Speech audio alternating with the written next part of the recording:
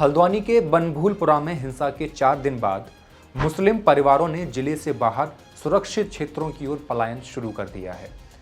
हल्द्वानी की गफूर बस्ती वीरान है, घरों पर ताले लटके हैं, जगह जगह पुलिस तैनात है, टूटी गाड़ियां, जली हुई बाइक और घरों पर आग के निशान अब भी देखे जा सकते हैं।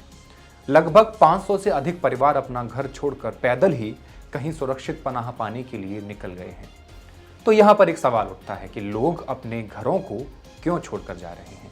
क्या इन्हें प्रशासन की कार्यवाही पर भरोसा नहीं? क्या इनके साथ प्रशासन एक तरफा कार्यवाही कर रहा है? और इस घटना का मास्टरमाइंड कौन है? चलिए जानते हैं। नमस्कार, मैं हूं हेमंत और आप देख रहे हैं मॉलिटिक्स। देखिए, इन सवालों के जवाब जानने से पहले हमें इस घटना के बारे में जानना जरूरी है। तो पहले इसके बारे में हम जान लेते हैं।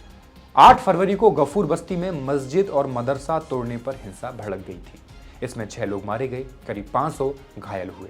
ये मस्जिद अब्दुल मलिक नाम के एक शख्स की जमीन पर बनी थी। दरअसल अवैध बताकर तोड़ी गई मरियम मस्जिद और अब्दुल रज्जाक जकारिया मदरसा 2002 में बनभूलपुरा के कंपनी बाग इलाके में बनाए गए थे। तभी से अब्दुल मलिक और उनकी पत्नी सफिया मलिक इसकी देखरेख कर रहे थे। सफिया मलिक गरीब बच्चों के लिए मदरसा चलाती थीं। इस साल 6 फरवरी को सफिया मलिक ने उत्तराखंड हाईकोर्ट में बताया था, जिस जमीन पर मस्जिद और मदरसा बना है 1994 से ये जमीन हमारे परिवार के पास है। 1937 में मोहम्मद यासीन को इस जमीन को पट्टे पर दिया गया था। इस जमीन पर बनी मस्जिद का मालिकाना हक भी उन्हीं का है। यासीन ने यह प्लॉट अख्तरी बेगम और नबी रजा खान को बेच दिया। 1994 में अख्तरी बेगम ने इसे मलिक के पिता अब्दुल हमीद खान को तोहफे में दे दिया था। आगे साफिया मलिक कहती हैं कि पट्टा रिन्यू करने के लिए हमने एक एप्लीकेशन भी दिया था, जो 2007 से जिला प्रशासन के पास लंबित है। इस बीच हल्द्वानी नगर निगम ने जब इस जमीन को खाली करने की योजना बनाई तो अब्दुल मलिक हाईकोर्ट चले गए। पिछले दिनों हाईकोर्ट ने इस मामले में सुनवाई की। सफिया ने कोर्ट को बताया कि 27 जनवरी को नगर निगम ने बिना नोटिस दिए जबरदस्ती जमीन हड़पने की कोशिश की। 30 जनवरी को नगर निगम ने अब्दुल मलिक को नोटिस भेजा था। इस पर लिखा था कि उत्तराखंड नजूल पॉलिसी 2021 और नगर निगम एक्ट 2009 के तहत 1 फरवरी तक मस्जिद और मदरसा नहीं तोड़ा या खाली नहीं किया तो नगर निगम उसे तोड़ देगा। हालांकि हाई कोर्ट ने स्टे नहीं लगाया, लेकिन अगली सुनवाई 14 फरवरी को तय की।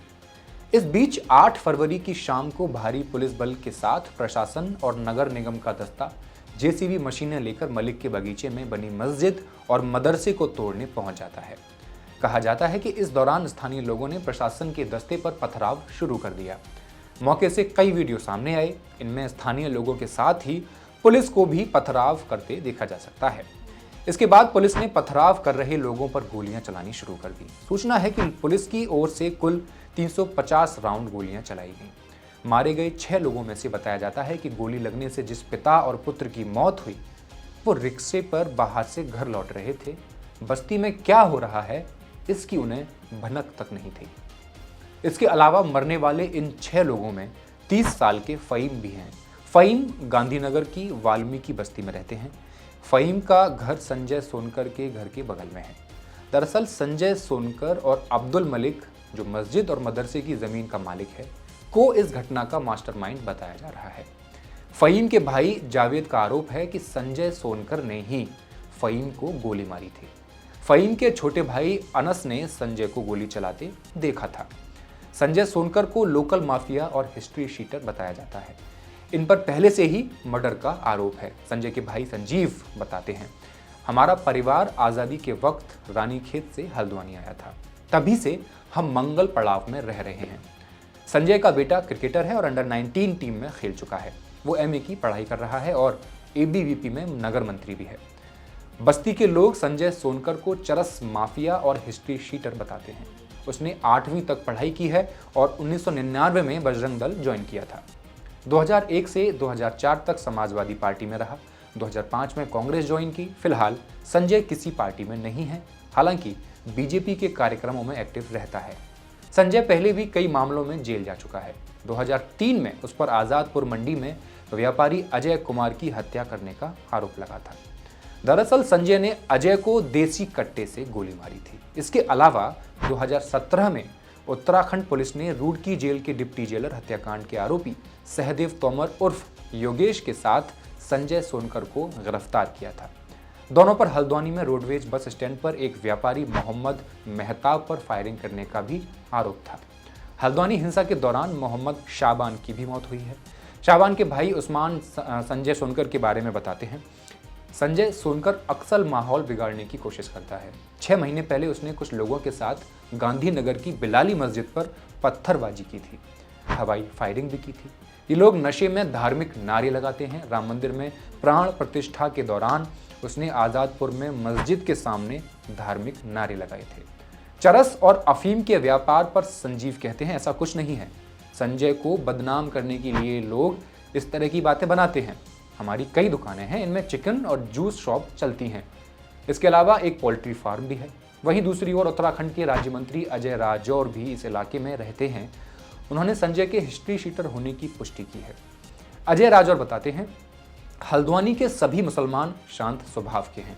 फ़हीम बहुत अच्छा लड़का था।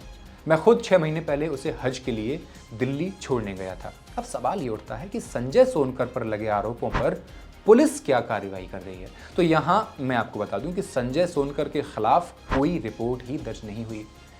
इस पर पुलिस का कहना है कि सभी पुलिस पर्सोनेल अभी कर्फ्यू में बिजी हैं। वहीं दूसरी ओर इस घटना के बाद पुलिस गफूर बस्ती में सर्च एंड अरेस्ट ऑपरेशन चला रही है।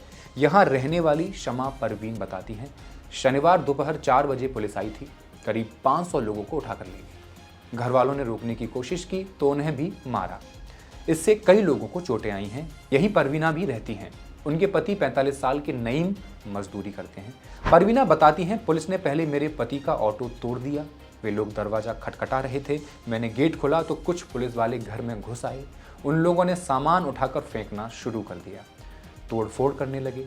नईम को बहुत मारा। उसे घर से बाहर ले गए। बस्ती वालों का कहना है कि किसी को नहीं पता कि पुलिस जिन लोगों को ले गई है वे कहाँ हैं। पुलिस भी कुछ नहीं बता रही है। किसी को बस्ती से बाहर नहीं जाने दिया जा रहा। घर में खाने का सामान खत्म हो गया है। वहीं ऑब्जर्वर पोस्ट के अनुसार हिंदू भीड़ द्वारा कर्फ्यू के बावजूद सड़कों पर मुस्लिम स्वामित्व वाली संपत्तियों को कथित तौर पर निशाना बनाने की खबरें भी सामने आई थीं। रिपोर्ट के मुताबिक मुस्लिम विरोधी नारे भी लगाए जा रहे थे। मकतूब मीडिया के अनुसार कई पत्रकारों और क्षेत्र के निवासियों को हिरासत में लिया गया और इंटरनेट पर प्रतिबंध लगा दिया गया। इस बीच सोशल मीडिया मुसलमानों के बारे में अपमानजनक पोस्ट से भरा हुआ नजर आ रहा है। हल्द्वानी की यह घटना कई सवाल छोड़ गई है। सवाल सरकार पर भी है, प्रशासन पर भी है और मीडिया पर भी है। शुरुआत प्रशासन से करते हैं। जब इस जमीन का मामला हाईकोर्ट में चल रहा था, प्रशासन ने मलिक का बगीचा या मलिक फार्म कहीं जाने वाली इस संपत्ति को सील कर दिया गया था।